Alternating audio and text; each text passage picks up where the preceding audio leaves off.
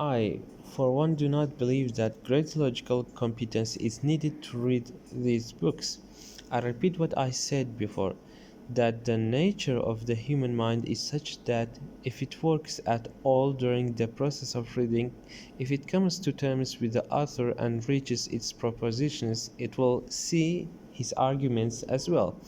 There are, however, a few things that I can say which may be helpful to you in carrying out this third rule. In the first place, remember that every argument must involve a number of statements. Of these, some give the reasons why you should accept a conclusion the author is proposing. It you find the conclusion first, then look for the reasons. If you find the reasons first, see what they lead to. In the second place, discriminate between the kind of argument which points to one or more particular facts as evidence for some generalization and the kind which offers a series of general statements to prove some further generalization. General propositions, which are called self-evident or axioms, are propositions we know to be true as soon as we understand their terms. Such propositions are ultimately derived from our experience of particulars. For example, when you understand what a physical whole is, and when you understand what it means for anything to be part of such a whole, you know at once that the whole is greater than any of its parts. Through understanding three terms, whole, part, and greater than, you at once know a true proposition. The most important step in getting to the truth is restricting the meaning of word whole by the qualification physical. The proposition that the whole is greater than a part is not true for every sort of whole, but when you use these words with restricted meanings,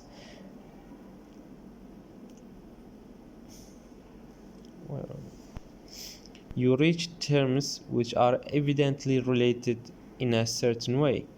What becomes evident in this way is familiar axioms, a proposition which men have commonly recognized to be true for many countries. Sometimes such propositions are called tautologies. The name makes very little difference except to indicate how you feel about the proposition whose truth is clear without proof, a generalization which is argued directly from particulars, when in modern times self-evident truths have been called tautologies.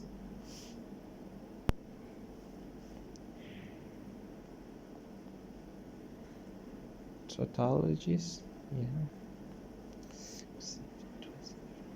The studying of the same thing. Tautology is the study of the same thing twice in a different word, generally considered to be fault of style, one after the other in succession. Okay.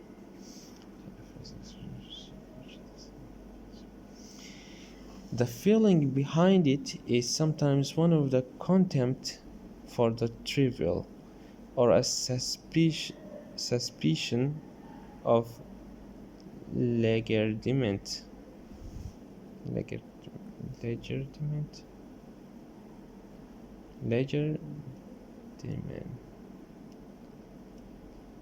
Legerdemain.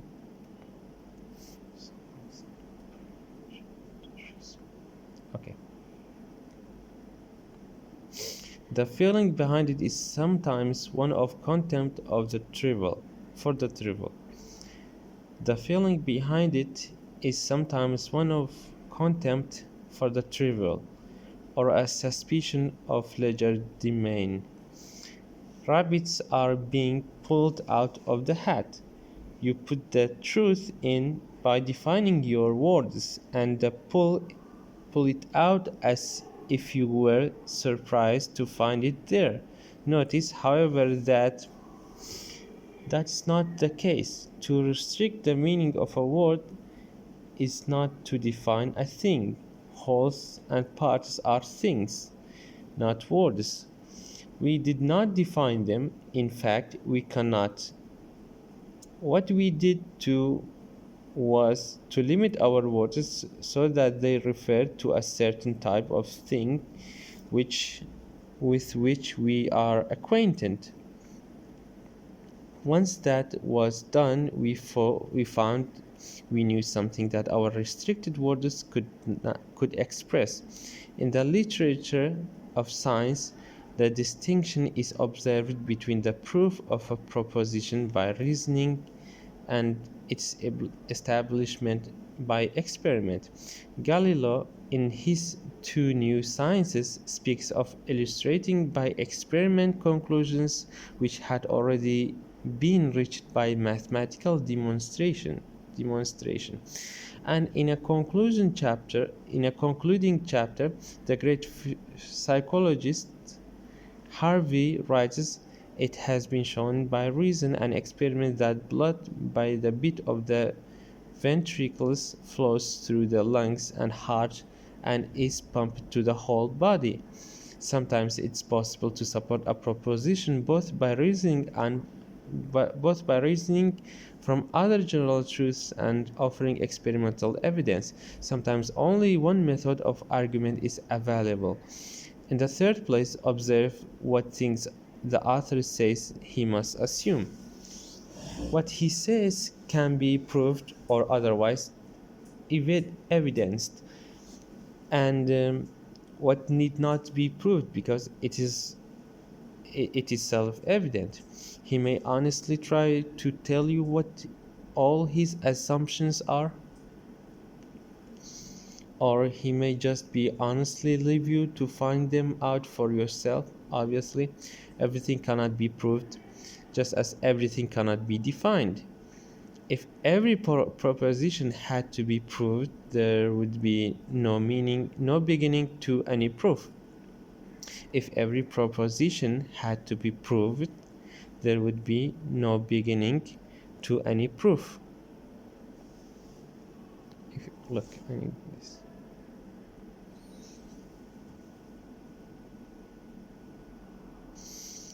Such things as axioms or propositions somehow drawn directly from experience, and assumptions or postulates are needed for the proof of other propositions. If these others are proved, they can, of course, be used as premises in further proofs.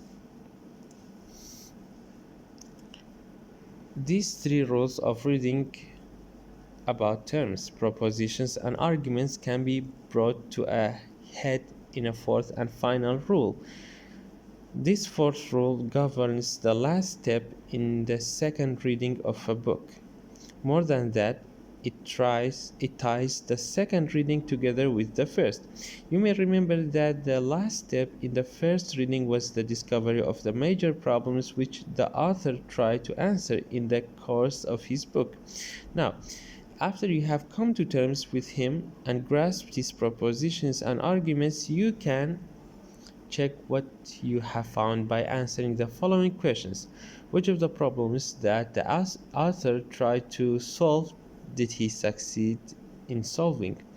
In the course of solving this, did he get into any new ones of the problems he failed to solve? Old or new, which did the author himself know he failed on? A good writer, like a good reader, should know whether a problem has been solved or not. So I can see how it might cost the reader less pain to acknowledge the failure. When you are able to answer these questions, you can feel reasonably assured that you have managed to understand the book. If you started with a book that was above you, and one therefore that was able to teach you something, you have come a long way. More than that, you are now able to complete your reading of the book. The third and last stage of the job will be relatively easy. You can have keeping your eyes and mind open and your mouth shut. Up to this point, you have been following the author. From this point on, you are going to get chance to argue with the author, express yourself. The etiquette of talking back. And where are we now? I said at the end of the last chapter that we have come a long way. We have learned what is required of us in the first reading of a book. That's that's the reading in which we analyze the book's structure. We have also learned four rules for doing a second reading of the same book. An interpretative reading, the four rules are: first, come to terms with the author by interpreting his basic words. Second, grasp the author's leading propositions through finding his important sentences. Third, know the author's arguments by finding them in or constructing them out of sequences of sentences. Fourth, determine which of his problems the author solved and which he did not, and of the latter, decide which the author knew he failed to solve.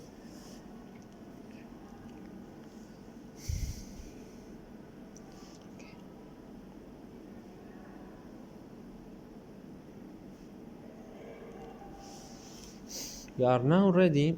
You are now ready for the third way of reading the same book.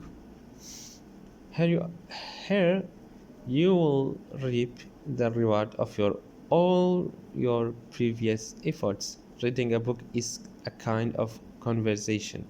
You may think it is not conversation at all because author did the author does all the talking and you have nothing to say.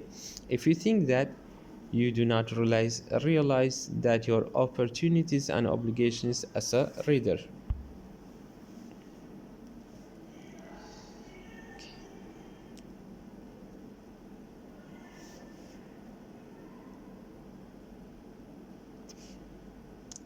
As a matter of fact, the reader has the last word.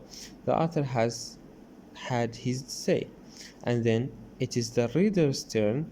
The conversation between a book and its reader would appear to 235 to be an orderly one, each party talking in turn, no interruptions, and so forth. If, however, the reader is undisciplined and impolite, it may be anything but orderly. The poor Arthur cannot define himself, he cannot say, "Here, wait till I've finished, before you start disagreeing." He cannot protest that the reader has missed his point. Ordinary conversations between persons who confront each other are good only when they are carried on decently. I'm not thinking merely of the decencies according to the convention of social politeness. There is, in addition, an intellectual etiquette one should observe. Without it, conversation is bickering rather than profitable communication. I am assuming here, of course, that the conversation is about serious matter on which men can agree or disagree. Then it becomes important that they conduct themselves well. Otherwise, there is no profit in the enterprise. The profit is good conversation is something learned. The profit in good conversation is something learned. The profit in good conversation is something learned. Which is true of ordinary conversation, is even more true of the rather special situation in which a book has talked to a reader and the reader answers back. That the author is well disciplined we shall take for granted temporarily. That he has conducted his part of the conversation well can be assumed in the case of great books. What can the reader do to reciprocate?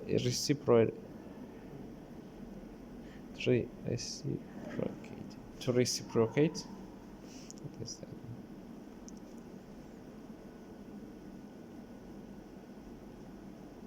Okay.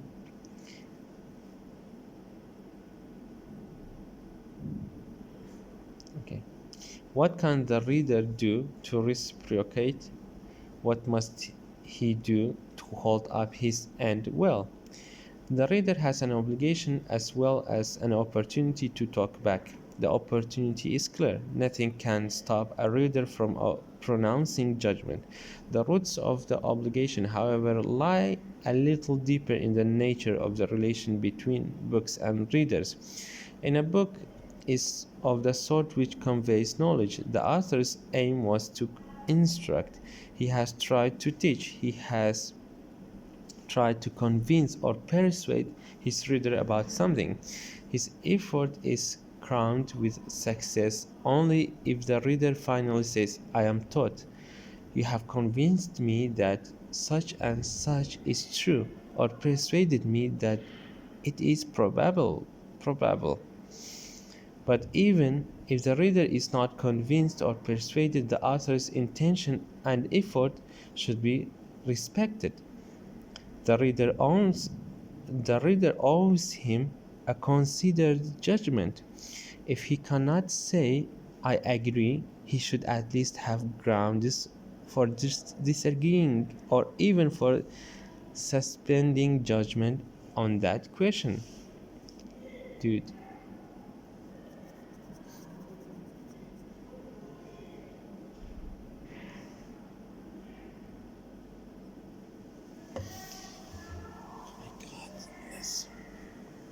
okay, let's just read that part again. His effort is crowned with success only if the reader finally says, I am taught. You have convinced me that such and such is true, or persuaded me that it is probable. But even if the reader is not convinced or persuaded, the author's intention and efforts should be respected. The reader owes him a considered judgment. If he cannot say, I agree, he should at least have grounds for disagreeing or even for suspending judgment on the question. I am saying no more than that a good book deserves an active reading. The activity of reading does not stop with the work of understanding what a book says. It must be completed by work of criticism, the work of judging. The passive order the passive reader sins against his requirement, probably even more than against the rules of analysis and interpretations. He not only makes no effort to understand, he dismisses a book simply by putting it down or forgetting it, worse than faint praise. He damns it by no critical consideration whatsoever. What I mean by talking back, you now can see, is not something apart from reading. It is the third way in which a book must be read. There are rules here. As in the case of the other two readings, some of these are general maxims of intellectual etiquette. We shall deal with them in this chapter. Others are more specific criteria for defining the points of criticism. They will be discussed in the next chapter. There is a tendency to think that a good book is above the criticism of the average reader. The reader and the author are not peers. The author is subject to trial only by a jury of his peers.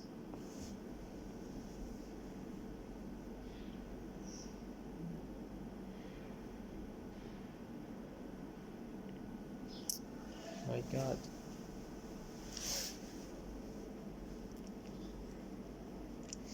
The author is subject to trial only by a jury of his peers. Remember Bacon's recommendation to the reader: read not to, to contradict and confute, not to believe and take for granted, nor to find talk and discourse, but to wait and consider. Sir Walter Scott cast even more direful aspirations of those who read to doubt or read to scorn.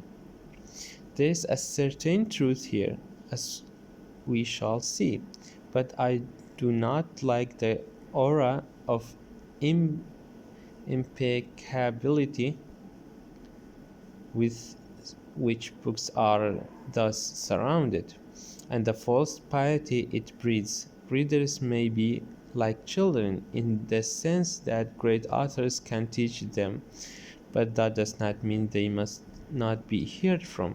I am not sure Cervantes was right in saying there is no book so bad but something good may be found in it.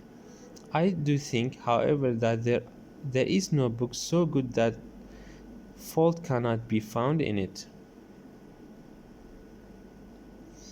It is true that a book which can enlighten its readers, and it is in this sense their better, should not be criticized by them until they understand it. When they do, they have elevated themselves almost to peerage with the author.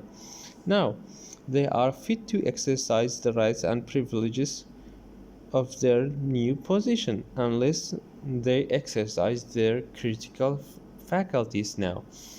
They are doing the author an injustice. He has done what he could to make them his equal. He deserves that they act like his peers, that they engage in conversation with him, that they talk back. As I pointed out before, docility is generally confused with subservience. We tend to forget that the word docile, let me check the pronunciation, yes, is derived from the Latin root which means to teach or be taught.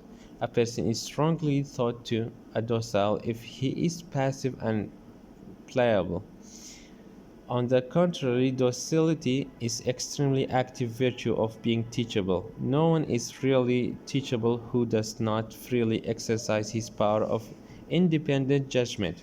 The most docile reader is therefore the most critical. He is the reader who finally responds to a book by the greatest effort to make up his own mind on the matters the author has discussed.